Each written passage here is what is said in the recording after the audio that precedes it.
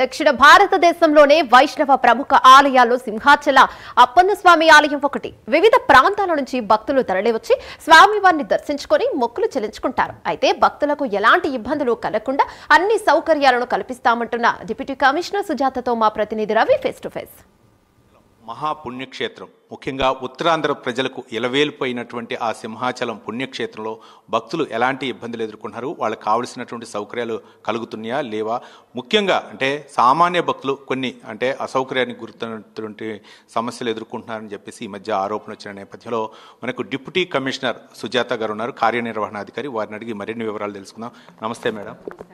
Madam, అంటే ఇప్పుడు ఆలయ అభివృద్ధిలో ఇప్పుడు ఎలాంటి అభివృద్ధి జరుగుతుంది, ముఖ్యంగా సామాన్య భక్తులకు ఎలాంటి సౌకర్యాలు కల్పిస్తున్నారు? శ్రీ స్వామివారి సన్నిధిలో ఉత్తరాంధ్రకి ఇది ఒక ప్రాముఖ్యమైన దేవాలయం. ఇది స్వామివారి అందరికీ కూడా, ఉత్తరాంధ్రలో ఉన్న ప్రజలందరికీ కూడా స్వామివారి అంటే చాలా భక్తిభావం ఉంది. దాంట్లో భాగంగానే భక్తులందరికీ విఐపీస్ అవనివ్వండి, సామాన్య భక్తులకైనా అందరికీ ఒకేలాగా మేము దర్శనాలు కల్పిస్తూ వారికి కావాల్సినటువంటి సదుపాయాలన్నీ కూడా మేము బాగానే చేస్తున్నాం దేవస్థానం నుంచి. అంటే చాలామంది అంటే దాతలు వస్తున్నారు, విరాళాలు ఇవ్వడానికి కూడా సిద్ధంగా ఉన్నారు. అంటే కొంతమంది అంటే దేవస్థానం నుంచి వాళ్ళు అంటే దాతలు ఇవ్వడానికి విరాళాల రూపంలో అంటే ఎలాంటి సహాయ సహకారాలు అందిస్తున్నారు అంటే మీ ద్వారా? దాతలు ఇచ్చిన వాళ్ళందరినీ కూడా చాలా వర్కులు జరిగాయి. ఈ రోజు అయితే శ్రీ చైతన్య విద్యా సంస్థల యాజమాన్యం వారు ఒక 3.5 కోట్లతో ఒక పెద్ద షెడ్ నిర్మించారు. ఈరోజు దానిలో భాగంగానే ఈరోజు దాన్ని ఓపెన్ చేయడం జరిగింది. హోమం అన్నీ కూడా కార్యక్రమాలు అన్నీ జరిగాయి.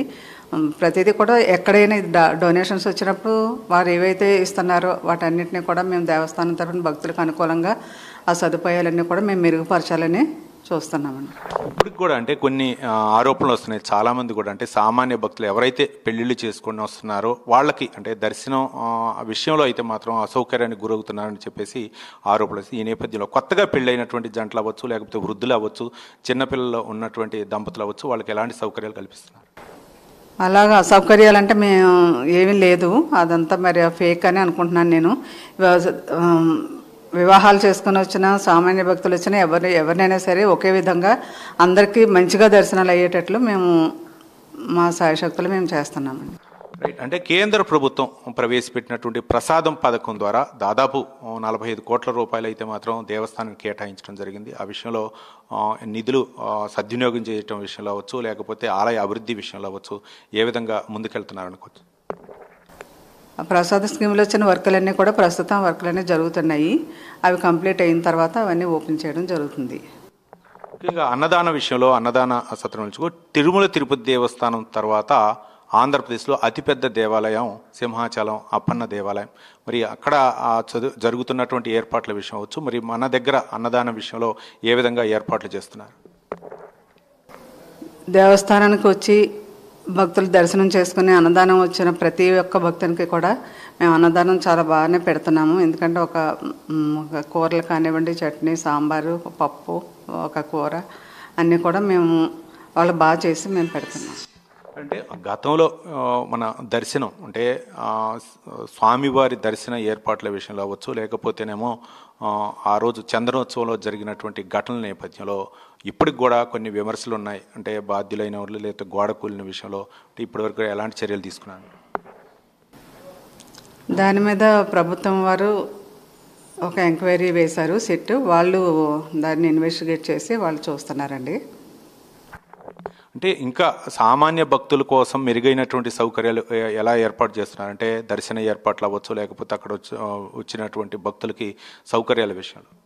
భక్తులు దర్శనం చేసుకోవడానికి మంచిగా క్యూ లైన్లు ఏర్పాటు చేశాము. వాళ్ళు వచ్చినప్పుడు ఒక మంచినీటి వసతి కానీ, లేకపోతే ఒక అన్నప్రసాదం తీసుకోవడం కానీ, మామూలుగా ప్రసాదం తీసుకుని వాళ్ళు చక్కగా ఇక్కడ ఒక ప్రసాదం స్వీకరించి స్వామివారి దర్శనం చేసుకుని చక్కగా ఇక్కడ సంతోషంగా ఇక్కడ మేము స్వామివారి దగ్గరికి వెళ్ళాము, మాకు చాలా బాగా చేశాను చాలామంది మాకు అయితే చెప్పడమే జరుగుతుంది. అవే విన్నాం కానీ ఎక్కడ కూడా మా బాగా చేయలేదు, సింహాచలం స్వామివారి దర్శనం అవ్వలేదని మేము ఎక్కడ కూడా వినలేదు. మేము మా సాయశక్తులు అందరికీ కూడా మంచిగా దర్శనం కల్పించాలని మేము మా యొక్క సేవ చేస్తున్నాం మేము.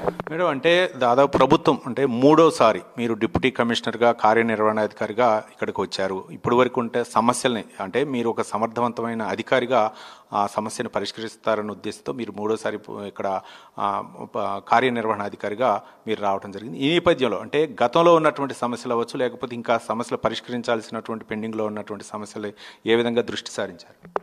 మా వరకైతే ఎక్కువ ఎలాంటి సమస్యలు లేవు. ఒకవేళ చిన్న చిన్న సమస్యలు వచ్చినా మేము దాన్ని ఒక మంచిగానే దాన్ని రెక్టిఫై చేసి దాన్ని క్లియర్ చేస్తున్నామండి మా దగ్గర.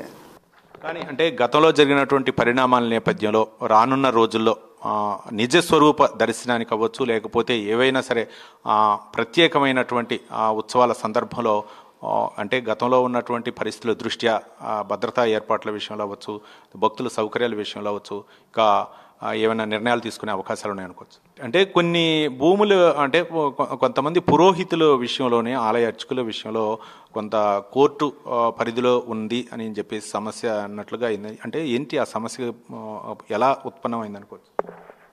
అది వాళ్ళ ప్రమోషన్ విషయంలో కోర్టుకు వెళ్ళారండి. వాళ్ళకున్న అర్హతలను బట్టి, సీనియారిటీని బట్టి అవన్నీ కూడా మేము పరిగణలో తీసుకుని మాకున్న జీవోలు, సర్క్యులర్స్ అన్నింటిని బట్టి మేము దాని మీద ఒక చర్య తీసుకుంటున్నాం. రైట్. అంటే జాతీయ స్థాయిలో కూడా మన అప్పన్న స్వామి దేవాలయానికి అవార్డు రావడం జరిగింది. దాన్ని దృష్టిలో ఉంచుకొని అంటే పారిశుద్ధ్య ఏర్పాట్లు అవ్వచ్చు, లేకపోతే మంచినీటి సౌకర్యం, కొన్ని చోట్ల అయితే మంచినీటి సౌకర్యానికి దూరంగా వెళ్లాల్సి వస్తుంది, ఆ సౌకర్యం కొంచెం అసౌకర్యంగా ఉందని చెప్పేసి కొంతమంది భక్తులు అయితే మాత్రం ఇప్పటికీ చెప్తున్నారు. వాళ్ళ విషయంలో మంచినీళ్ళ విషయంలో ఏమైనా చర్యలు తీసుకునే అవకాశాలు ఉన్నాయి? ఇప్పుడైతే భక్తులకు ఎలాంటి ఇబ్బంది లేకుండా మంచినీళ్ళు అన్నవి చాలా చోట్ల మేము ప్రొవైడ్ చేయడం జరిగింది. జలప్రసాదం అని చెప్పేసి చాలా చోట్ల ప్రొవైడ్ చేయడం జరిగింది. ఇంకా ఏమైనా మా దృష్టికి సమస్యలు వచ్చినట్లయితే మేము ఇంకా రెక్టిఫై చేయడానికి మేము ఇక్కడ చర్యలు తీసుకోవడానికి మేము రైట్. అంటే రానున్న రోజుల్లో సింహాచలం అభివృద్ధి విషయంలో ఒక ప్రత్యేకమైనటువంటి చొరవ తీసుకొని అభివృద్ధి కార్యక్రమాలను అయితే వేగవంతం చేస్తామని చెప్పేసి డిప్యూటీ కమిషనర్ కార్యనిర్వహణాధికారి సుజాత గారు అయితే చెప్తున్నారు. మొత్తానికైతే మాత్రం అప్పన్న స్వామి ఆలయ అభివృద్ధిలో అంటే తను కూడా ఒక భక్తురాలుగా ఆలయ అభివృద్ధికి తోడ్పడతాము, ముఖ్యంగా సామాన్య భక్తుల నుంచి విఐపి భక్తులను అందరినీ కూడా ఒక సమానంగానే చూస్తామని చెప్పేసి ఆలయ డిప్యూటీ కమిషనర్ మరియు కార్యనిర్వహణాధికారి సుజాత గారు చెప్తున్నారు. వీడియో జర్నలిస్టు సుధాకర్తో రవి, విశాఖపట్నం.